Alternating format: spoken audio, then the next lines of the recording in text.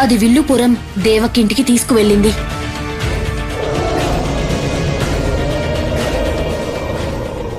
అక్కడ కూడా ఇలాగే శిల రూపంలో ఉన్న ఇంకో మనిషిని చూసి ఆశ్చర్యంతో, అసలు ఎవరు ఎందుకు ఇలా చేస్తున్నారు? అసలు ఎవరా స్వామి అని అనుకుంటూ భాగ్యని అడిగితే మొత్తం వివరంగా చెప్పింది. వాడికి మహిమగల కొండ ఇచ్చిన కొన్ని రోజులకి మా చెట్టుకి మామిడికాయలు పూయడం మానేశాయి. ఆ చెట్టు టెంకతో మాత్రమే బంగారం చేయొచ్చు కాబట్టి చెట్టు కాయలు లేకపోతే వాడిచ్చిన మెట్టెలు ఉపయోగపడవు.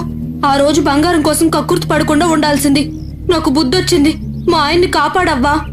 తప్పకుండా కాపాడుతాను అని సునక సవారి ప్రేతంకి ఆ మెట్టెలు వాసన చూపించి వాడి ఆచూకీ కనుక్కోమంది. సునక సవారి ప్రేతం వెనుక పొట్టిదెయ్యంపై కూర్చొని ఎగురుకుంటూ వెళ్లి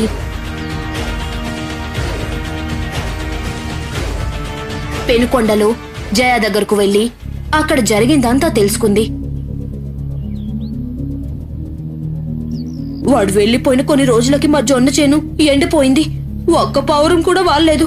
పావురం వాలితేనే కదా దానిని గొర్రెలా మార్చగలం. వాడు ఇచ్చిన ముద్ర ఇప్పుడు మాకు నిరుపయోగం. అయినా అత్యాశకు పోయి అనవసరంగా మా ఆయన ఆ కుండని వాడికి ఇచ్చేశారు. అసలు మీకు ఆ కుండ ఎక్కడిది? ఏమో అవ్వ, నాకు పెళ్లి కాకముందే ఆయన దగ్గర ఆ కుండ ఉంది. ఎప్పుడు అడిగినా చెప్పేవారు కాదు. అది రహస్యం అనేవారు.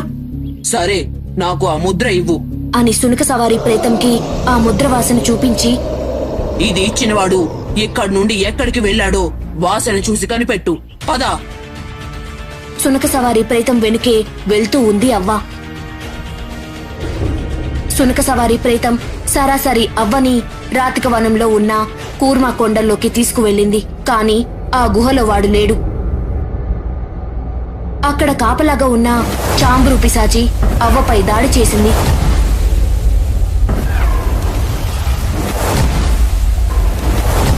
కాని అవ్వ తన బేతాళ శక్తితో దాన్ని సూక్ష్మ రూపంలోకి మార్చేసి తన దగ్గర ఉన్న గాజు సీసాలో బంధించింది. ఎంత పొగరే నీకు ఒంటి మీద